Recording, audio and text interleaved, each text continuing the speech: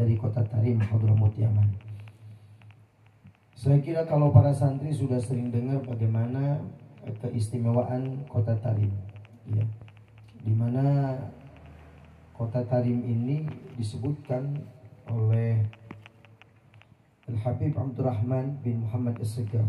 Beliau adalah orang yang pertama kali dipanggil As-Saggaf atau As-Saqqaf aslinya.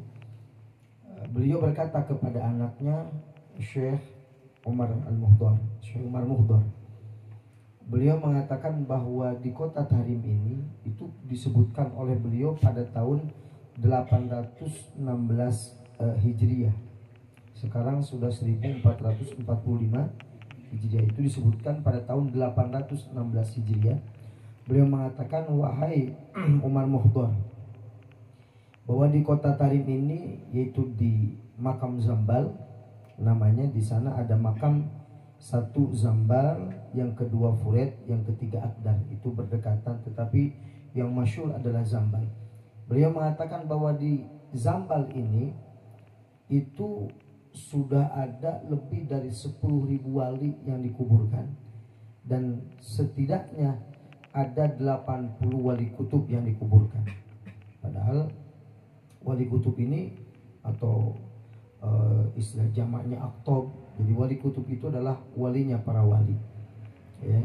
Itu sudah 80 pada zaman itu, 816 Hijriah. Sekarang sudah 1445 Hijriah. Berapa tahun itu? Ya, itu sudah 10.000 wali, apalagi saat ini. Sehingga kota Tarim itu disebut dengan kota 1000 wali. Walaupun sebenarnya bukan 1000 lagi. Ya, pada tahun 800 saja sudah lebih dari 10.000 wali. Maka dari itu, kata guru-guru kami yang ada di sana, beliau mengatakan tidak ada, ini kalau diucapkan ya ucapan kayak gini di luar, atau apalagi sekarang lagi rame banyak orang-orang yang tidak percaya dengan nasab alawi, ya, mesti mereka mengatakan, oh ini khurafat atau ini bohong dan lain sebagainya. Itu dikatakan bahwa tidak ada satupun orang yang bisa belajar di sana di Tarim terkecuali dia mendapatkan izin dari Sayyidina Al-Faqih Al-Muqaddam Muhammad bin Adi Ba'adawi. Sehingga kalau kita ingin belajar ke sana, atau walaupun tidak belajar, ziarah ke sana, karena tempat ribuan wali, ya, puluhan ribu wali. Sekarang mungkin sudah ratusan ribu wali. Itu dikatakan sering-seringlah tawasul kepada beliau, kepada Sayyidina Al-Faqih Al-Muqaddam Muhammad bin Ali Ma'alawi. Kalau kita sering tawasul pada beliau, maka insya Allah kita akan dipermudah untuk ziarah atau untuk belajar di sana. Yang mana kota Tarim ini sebenarnya kalau kita mau cari enakan di Indonesia.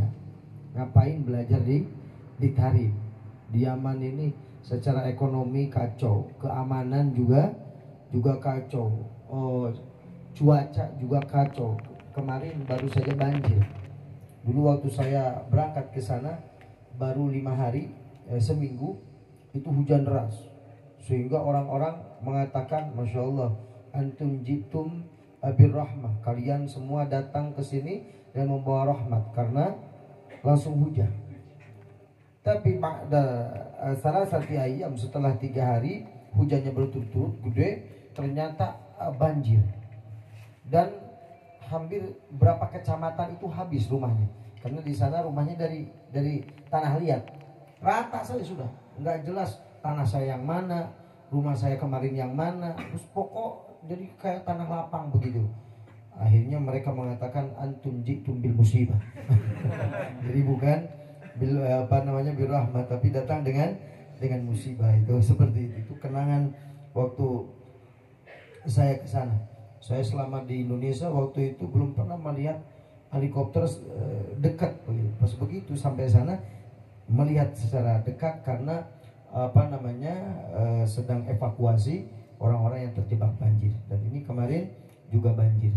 Dan memang hujannya setahun sekali, ya, di sana itu jarang sekali hujan. Kalau kita mau nyari kenikmatan di Tarim tidak ada, apalagi zaman dulu zaman senior kami, di mana mereka waktu itu belum ada AC, hanya beberapa orang yang kaya mungkin, sehingga mereka ketika tidur kasurnya dikasih air dan bajunya, kaosnya juga dibasahin biar bisa tidur. Kalau nggak gitu nggak bisa tidur, saking saking panasnya. Kalau sekarang udah lumayan, sekarang ini ada AC, ada kipas, tapi ya mati lampunya 13 jam kadang-kadang 14 jam. Jadi suka dukanya di sana itu sebenarnya kalau mau nyari kenikmatan jauh. Saya belajar itu bulan puasa, habis itu musim panas, mati lampu, sehingga belajar terpaksa nggak pakai baju, diteranjang, terus nggak ada center, jadi HP dicangkun, ditunda di PC di dia, gitu. Jadi supaya kelihatan tulisannya seperti itu. Makanan juga nggak ada, ya, makanan yang enak, apalagi tahu tempe. Ente beberapa hari ini puasin tahu tempe bakso ya, karena di sana nggak ada, sulit. Nah, ini kalau mencari kenikmatan memang tidak ada. Kesana bukan cari kenikmatan, tetapi kalau kita cari keberkahan, ini adalah tempat yang berkah, yang luar biasa, di mana dikatakan kota Tarim itu disebut dengan kota As-Siddiq, yaitu kotanya Sayyidina Abu Bakar As-Siddiq. Kenapa? Karena waktu itu banyak orang-orang yang murtad ketika Rasulullah SAW setelah wafat, dan akhirnya Sayyidina Abu Bakar mengirim beberapa utusan ke berbagai macam daerah, di antaranya adalah ke Tarim, Hadramut.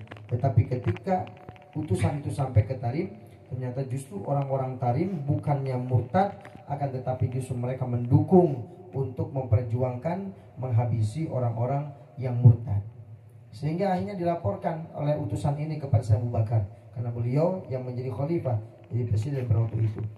Dan ketika Sayyidina Abu Bakar mendapatkan laporan, maka akhirnya Sayyidina Abu Bakar mendoakan 3 hal untuk kota Tarim. Yang pertama yaitu adalah makmur, sehingga sampai sekarang sekalipun di kanan kirinya ribut, ya, di Ma'rib atau di Aden atau di tempat-tempat lain, ya, berperang, tetapi khusus di Tarim ini nggak ada perang, aman sudah, ya. Walaupun sana sini rame, katanya di Yaman perang, di Tarim aman, makmur. Ini satu. Yang kedua yaitu didoakan agar airnya melimpah ruah, dan juga istilahnya ya rindang, ya tidak gersang lah, ibaratnya begitu. Sehingga di Tarim ini, sekalipun secara zahir kita lihat, mungkin sering lihat bagaimana di Timur Tengah itu gurun pasir begitu ya. Kalau kita pikirkan ini air dari mana kira-kira, tapi ternyata di Tarim itu airnya banyak, sampai masabih atau masbah atau kolam renang di sana banyak sekali. Kita bisa nyewa di sana.